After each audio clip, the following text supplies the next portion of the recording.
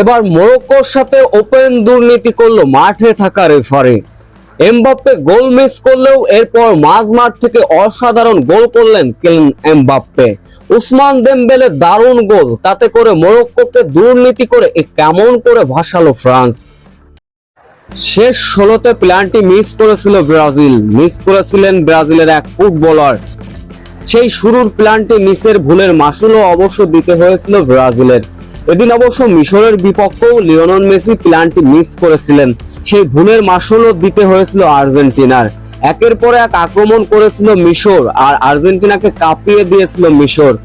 আজ quarter final থেকে কে জায়গা করে নেবে সেমিফাইনালে, মরক্কো নাকি ফ্রান্স?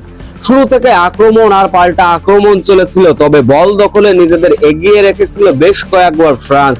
গোলমুখী শট নিয়েছে কয়েকবার, বল প্রায় 70% ফ্রান্সের পায়ে বল ছিল, 30% মরক্কোর। তবে মরক্কোর গোলরক্ষক যেন আল্লাহর দুধ বনে গেলেন।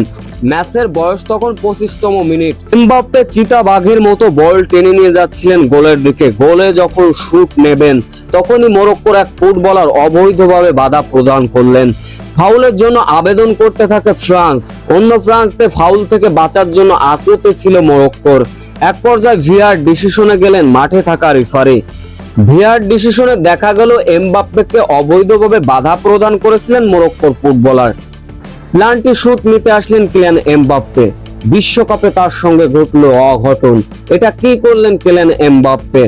মেসির মতো ডান সাইড থেকে গোল করার চেষ্টা ছিল প্ল্যানটি থেকে, কিন্তু আল্লাহর দুধ বনে গেলেন মরক্কোর গোলরক্ষক। বাঁ সাইডে ঝাঁপিয়ে পড়ে গোলটি সেভ করলেন। তাতে করে হতাশার মাত্রা বেড়ে গেল এমবাপ্পের। এমন গোল মিস হয়তো নিজেও মানতে পারেননি, নিজেকে নিজেই হয়তো বা গালাগালি দিয়েছেন, নিজেকে নিজেই বুঝিয়েছেন এমবাপ্পে। তাতে করে হতাশার মাত্রা বেড়ে গেল কিলিয়ান এমবাপ্পের। তাতে করে প্রথমার্ধে ফ্রান্সকে বেশ দাপট দেখিয়েছিল মরক্কো।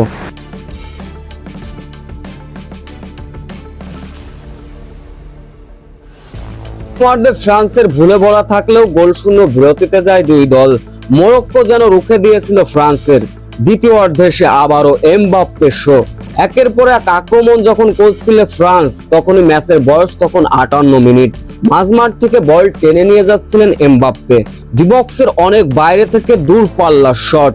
এবার আর কোনো ভুল নয়, ডান সাইড থেকে বল ভাসিয়ে দিলেন। দূরপাল্লার শটে 7-8 জনকে বোকা বানিয়ে মাথার উপর দিয়ে অসাধারণ একটা গোল করলেন কিলিয়ান এমবাপ্পে। তাতে করে ব্যর্থতা থেকে জয়ের আনন্দে মেতে উঠলেন এমবাপ্পে। এরপর মরক্কোর বিপক্ষে দাপটীয় ফুটবল খেলতে থাকে ফ্রান্স। এরপর সময় যত বাড়তে থাকে, খেলার ধার তত বাড়তে থাকে ফ্রান্স। মাঝমাঠ থেকে বল টেনে নিয়ে গেলেন এবার উসমান দেমবেলে। দূরপাল্লার শট, আবারও গোলবারে বাঁ সাইডে বল ঠেলে দিয়ে গোল উৎসবে মাতলেন উসমান দেমবেলে। তাতে করে মরক্কোকে রীতিমতো কাঁপিয়ে দিয়েছিল ফ্রান্স। তাতে করে আনন্দ উল্লাসে মেতে উঠেছিল যেন জয়ের আনন্দে ফ্রান্স।